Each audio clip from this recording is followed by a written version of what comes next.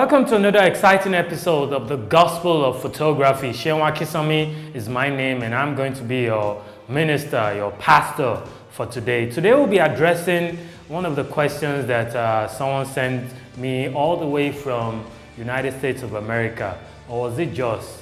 Anyway, I got this question and they're asking, what should I shoot for free? That is a very, very interesting question. Now, the thing to note is actually the average person actually starting out on this photography business journey.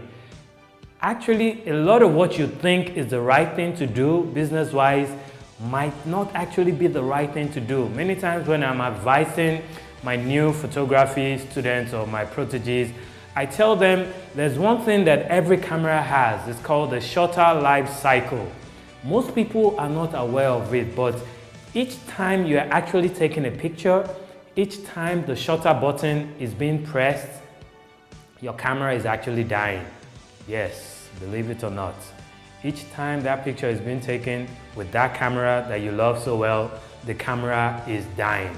The question is, are you maximizing the use of that camera? So imagine that for the last 5 to 10 events that you've been shooting, except this is just a hobby for you. If it is a business, you need to start taking it seriously like a business. So you can't just afford to be shooting everything free of charge.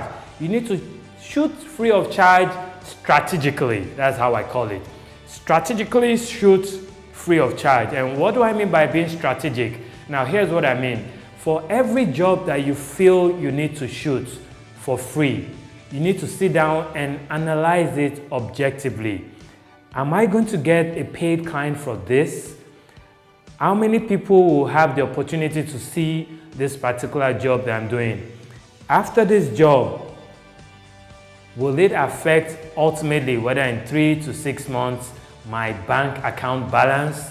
Remember, you are in it for business. If it's just as a hobby, hey, you can keep shooting. I mean, all those stuff free. In fact, send me your contact details. Maybe I could even hire you to shoot some things for me free of charge. But if it's a business, you need to be really, really strategic about it. Take, for example, recently I was privileged to be one of the official photographers that documented the Lagos Marathon that happened sometime earlier in February. And I was actually called upon to shoot this stressful event about 24 hours before the D-Day. I jumped at the opportunity.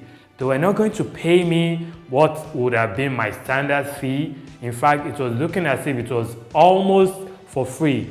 But I jumped at the opportunity because I had studied the route that the runners were going to take, and the finishing point was going to be at Eko Atlantic City. Now, this was a particular new city that is being built by some developers in Lagos, and this is a remarkable piece of work. For me, there are some shots I've been longing to take on this piece of property. So I saw it as an opportunity, a once-in-a-lifetime opportunity to actually have access to that particular location. So shooting that event was just like a perk. I mean, it was as if, look, thank God you are calling me for this. I know that if I have the opportunity to shoot this particular property, I would eventually get some type of jobs that I'm trying to market myself to some type of clients. So I ended up shooting it almost for free, but it was strategic. So it's not enough to say, okay, it's my uncle, it's my dad, it's my mom. My mom sent me to school in America, so I can't tell her no. Yes, you have to tell her no if this is a business for you. Except, of course, you are sure that you're going to get 2 or 3 jobs after doing that. So my own goal, my own advice for you is this. Whatever job that you want to shoot for free, sit down, analyze it in an unbiased, objective way. Am I going to get more jobs from this ultimately? And if the answer is no, in fact, sometimes you might be a little biased answering that question. Maybe you should have a mentor that you ask. You know, it's not enough to say, okay, I need more portfolio. You can shoot more portfolio on your own terms, okay? Especially if they're the one actually calling you. One of the things I hate doing is when a client calls me and tells me, you know, you can use my wedding, you know, you can use me as your portfolio. When you shoot me, you get more jobs for free. That is a lie. You are not going to determine what happens to the picture. It's easier if I know what I need those pictures for, as compared to a client telling me that if I shoot them, that I'm going to get more jobs.